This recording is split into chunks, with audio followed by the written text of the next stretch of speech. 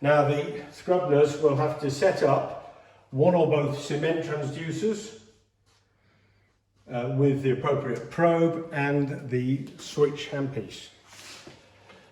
So there are two, so that you can have a couple of probes set up simultaneously.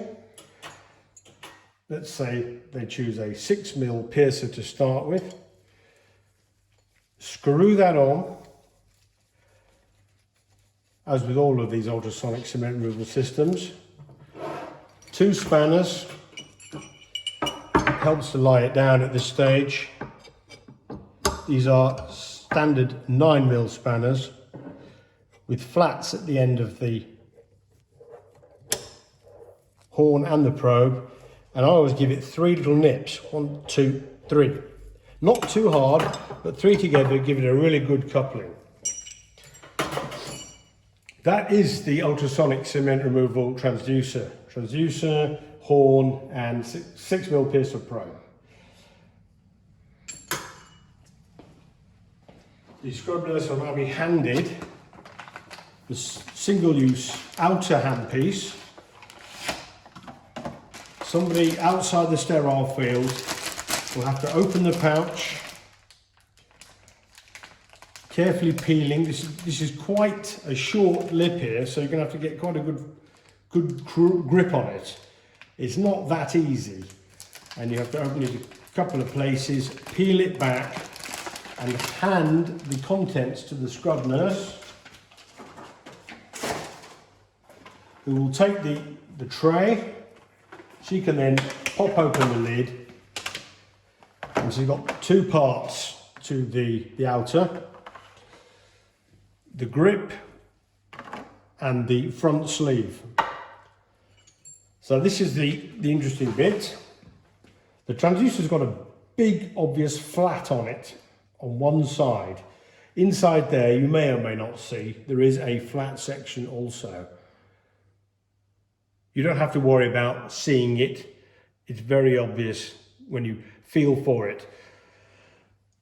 Simply load the transducer in, and without any force, just turn it until it drops in.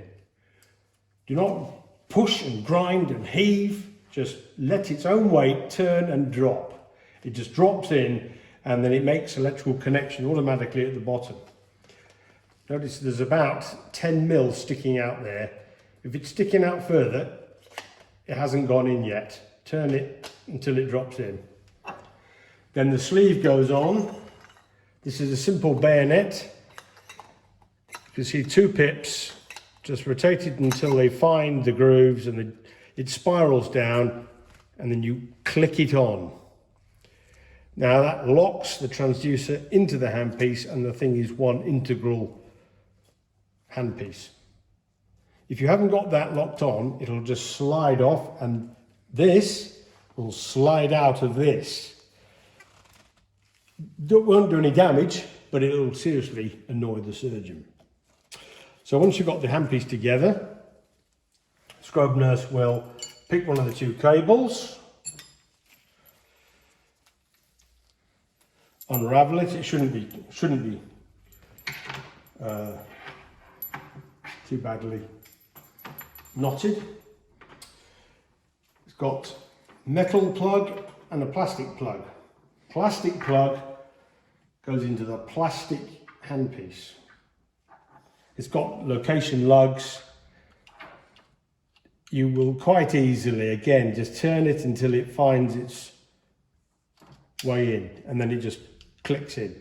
To release it, pull this ring back. Can you see that? It moves very slightly, and those little side lugs go in when the ring comes back. But it's all nice and obvious, and it just clicks in, and that's in there. Okay?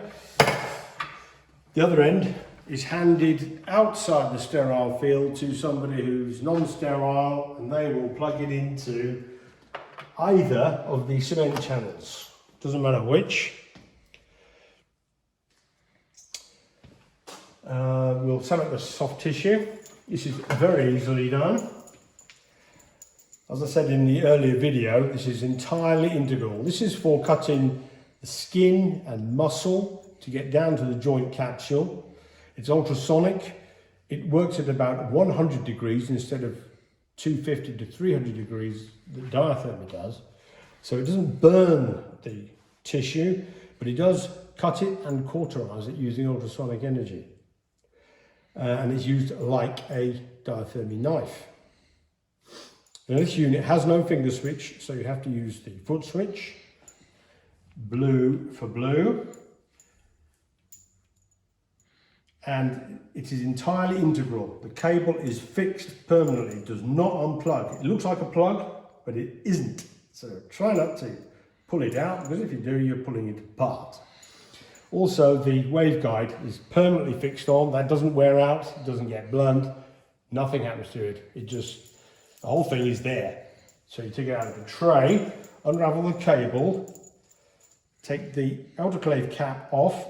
Again, you pull this knurled ring back as you pull the cap off, and it just pops off. It is clicking on, but it's very light. There's a red dot on there. There's a red dot at the top of the socket. Just push that in. And that is the soft tissue set up. Nothing more to do. Finally, when the surgeon's ready, you switch on at the back. I don't know if you want to see that. The main on-off switch, that is it. And you see the generator does a screen check. Then it boots up. And it sits there in standby mode now with all 3 channels waiting to be used. There are 2 cement channels, we've only connected 1, but of course there's a second cable and a second transducer and a whole load of other probes. So you could have another one plugged in, and you could use the same handpiece for the 2 or open a second handpiece.